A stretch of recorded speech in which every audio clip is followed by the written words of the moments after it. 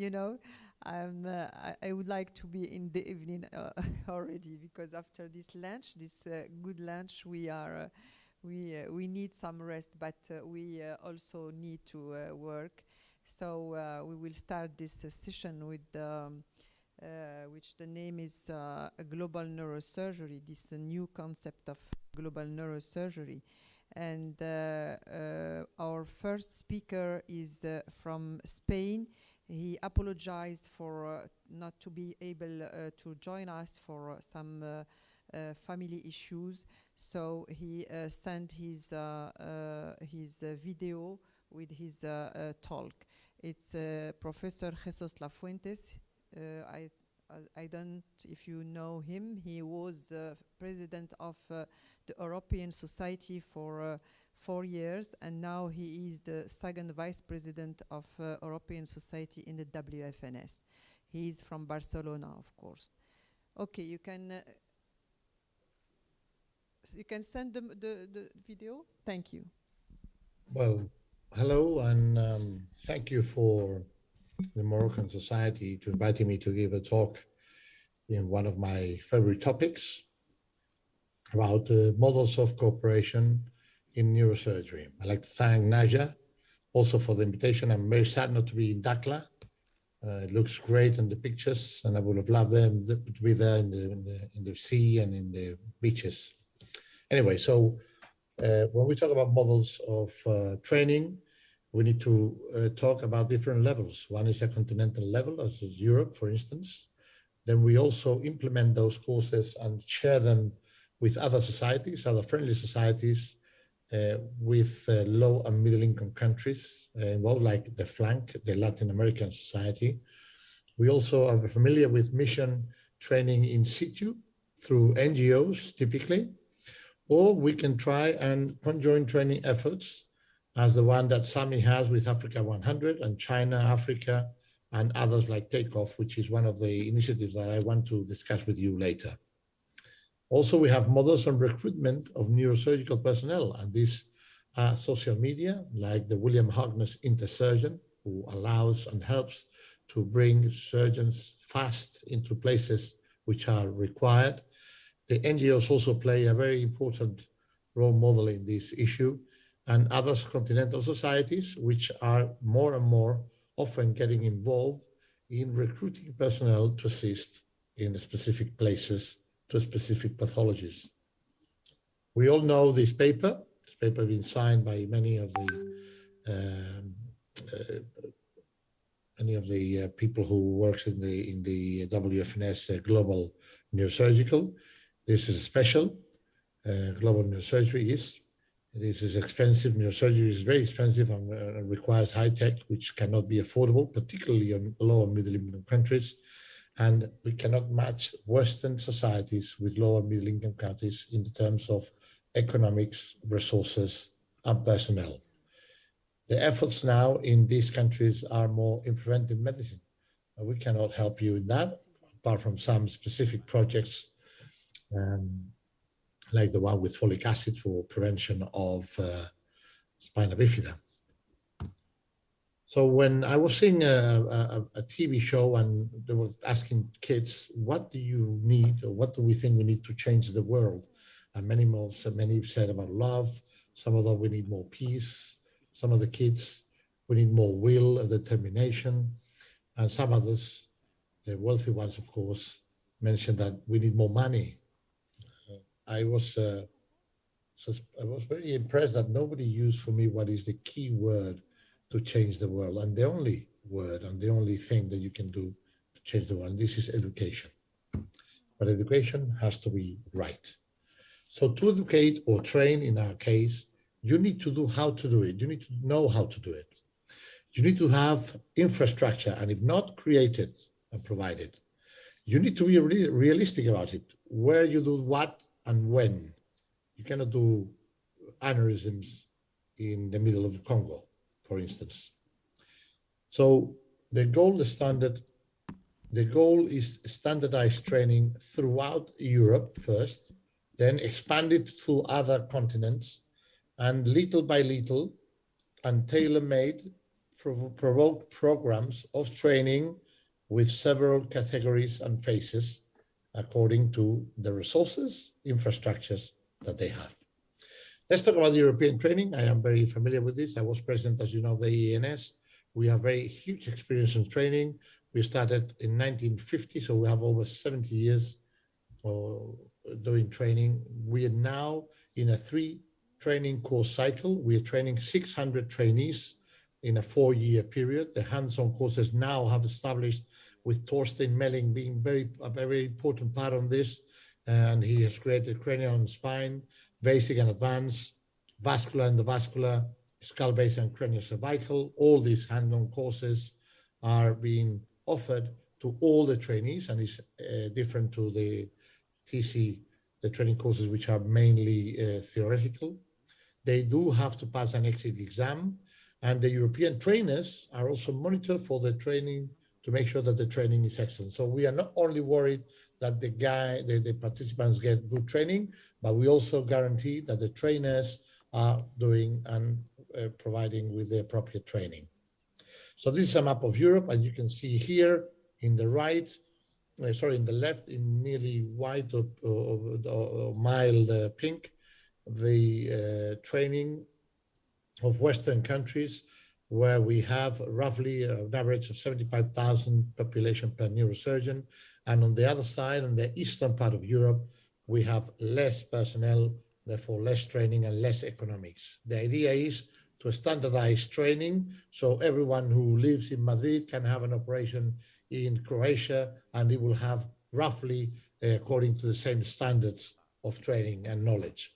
So these are the training courses. In 2000, we have 75 trainees coming from Western Europe compared to 25 in Eastern Europe. And I'm happy and glad to say that in 2021, we have now reversed this, and we have more Eastern Europeans coming to the courses, which is increasing the number of participants from that area. And hopefully we will achieve complete training in the near future, not only complete, but standardized training. But in order to achieve this, politics must guarantee equal chances of treatment to all citizens. We have to guarantee the same training to all residents so they can provide with the same treatment, distribute neurosurgical centers according to population and not to personal or political interests. We have to guarantee similar technologies to all centers. We cannot just have the best technology in one hospital and on the one across the road, you don't have anything. This is a bit exaggerated, but certainly there's main differences across the road. In Barcelona, for example, we need to annually audit all centers to discuss the clinical results as well as the training results, so we can improve or increase the resources to these centers and to the ones that don't have any, or even remove them if necessary. This balance, therefore, is no good. This is some of the pictures that we did our first course, EANS and flank training in Rosario 2019 with about over 100 participants. Was a complete success, and unfortunately due to COVID we haven't been able to do this, but hopefully now in Santander during the next Spanish Society meeting we'll be able to do a second one with the EANS.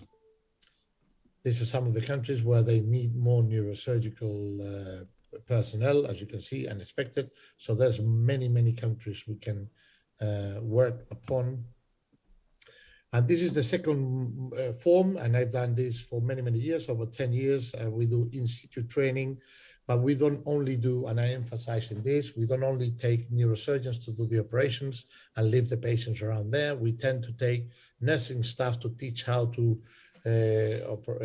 set up the tables in a faster and a more orderly way. We get anesthetists, we get also ICU nurses and doctors. So we provide and guarantee that we can not only teach them how to operate, but also to look after them after surgery so they can be discharged home in the safest and less complication way possible. This is one of the beautiful pictures of, this is Zanzibar, the net setup, which is amazing. You can see some of the surgeons worried, saying, what can we do to improve and help? This is the integral training, all the personnel involved with this project. And this is how nursing staff assists the trainees, which we are all training them. Not only we train them how to operate, but also how to set up the tables to be very sterile.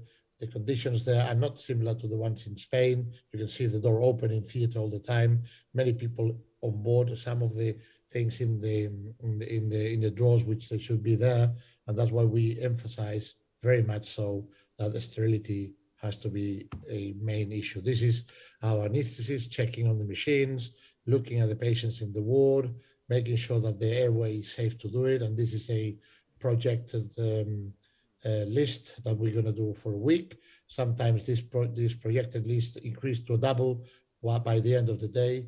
And then we end up operating at the very last time. We work from 6:30 from light to light, because you can rely on the lights. And this is something that we can help. You can see all people working, looking at the patients after operating, how experienced we're teaching now. Our scrub nurses and our anesthetist is working only with the surgeon, doing his solo cases with us supervising.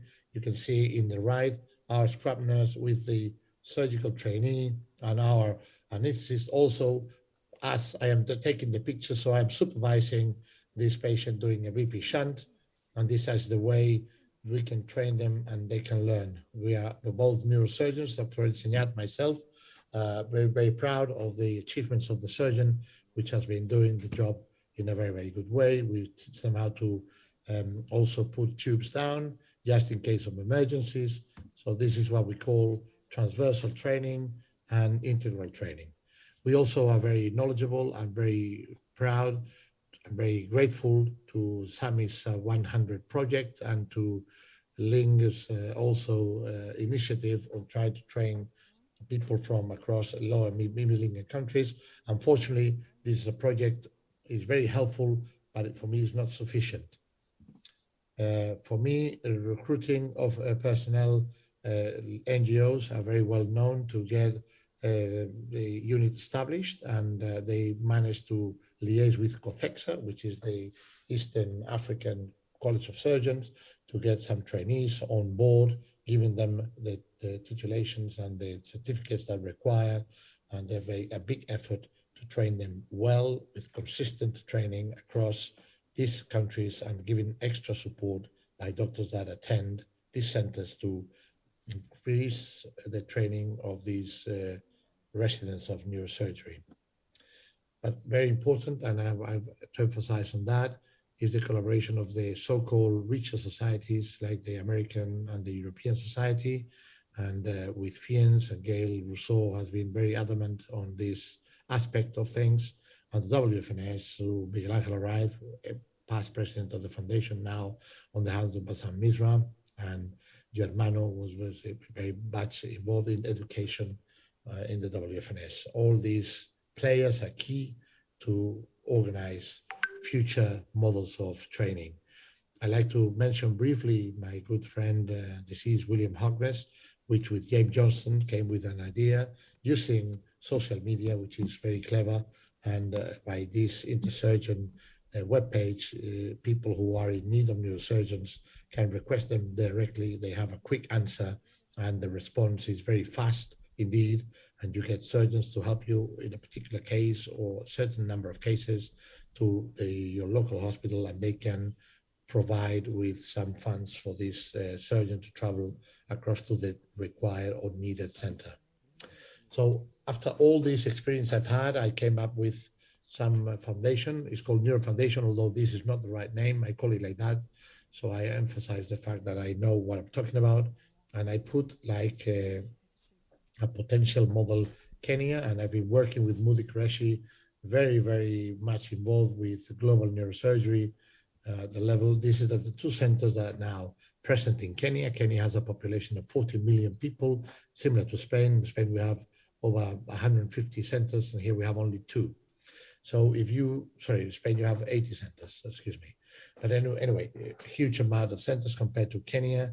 And now what we need to ask is, we need to plan this with the politicians. We need to know how many centers do we need and where. So you have to distribute this according to population and geographically, so people have access to these centers. We train low middle income countries surgeons coming from the COSEXA program in Barcelona for 1 or 2 years, depending. The church and through the Vatican have provided us with accommodation and stipends, and the Catalan Health Authority will allow full training rights, and this is the key issue for this foundation to start working. We are still blocked in this point at the present. Was stopped by COVID, of course, for obvious reasons, and now with the war of Ukraine has also been stopped. We have made some advances, and we hope by the end of the year we'll be able to have this very important key so we can have them train for 1 or 2 years in Spain, having full surgical rights. Then we will have, we have done so we have collected like a number of surgeons who are willing to come and assist. So once we've trained the personnel in Barcelona, which will also come with anesthetist and nursing staff, we will put them on the centers that the political Minister of Health or the health authorities will indicate us.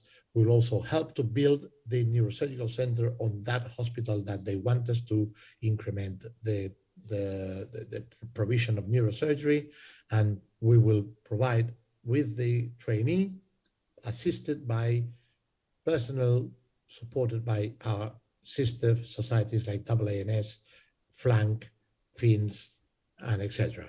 So the patient, the trainee will end up in this newly formed Center of Neurosurgery for him, and he will have members from the European or American Society joining in for a certain period of time to help him to build in the unit. And after a year, they will have another trainee. So if we can do this in our pilot study, which is 3 years, we will provide 3 newly centers in Kenya with 8 full trained neurosurgeons. This is the visit of the Pope. This is when I spoke to the Pope about this mission, and he was very happy. And in fact, he was allowed to call Barcelona MIA, which is an administration directly being collated to Vatican, and they have agreed to provide 10 spots for trainees from neurosurgery, anesthesia, and nursing staff with a full accommodation and stipend during the period of time they will remain in the city of Barcelona. We know Neurosurgeons Sub-Sahara was as we know Neurosurgeons Sub-Sahara was as grown. We know Neurosurgeons Sub-Sahara has grown very much so from 1992 to 2019, and this is thanks to the work of the local guys, including Moody Qureshi, which has been determined to do this, and many others which we don't know, unfortunately, but we hope we will get to know in the future because they will step up and help us to organize and set up these new models of training. We are now involved with the G4 Alliance, and the mission of it is the Global Alliance of Surgery, Obstetric Trauma and Anesthesia Care, and is committed to advocate for neglected neurosurgical or surgical patients that is driven by a mission to provide a collective voice to increase access to safe, essential, and timely surgical, obstetric trauma and anesthesia care in parts of the world that they are not covered. The vision is universal access to quality surgical, obstetric trauma and anesthesia care, and of course, neurosurgery is a very important part of the surgical side, and I am representing the WFNS in this G4 Alliance with Gail Rousseau, which is also great trying to organize this for global neurosurgery. So this is a big network and is safely, timely, and affordable emergency and essential surgical trauma and anesthesia care for 80% of the world population by 2030, and this is a clear objective which we hope to achieve, and we are having at least funds to provide this. And this foundation that I was talking to you before fits very much into this project, which we hope we'll be able to do soon. So to conclude, models are varied, new models have to come, not only global, but integral.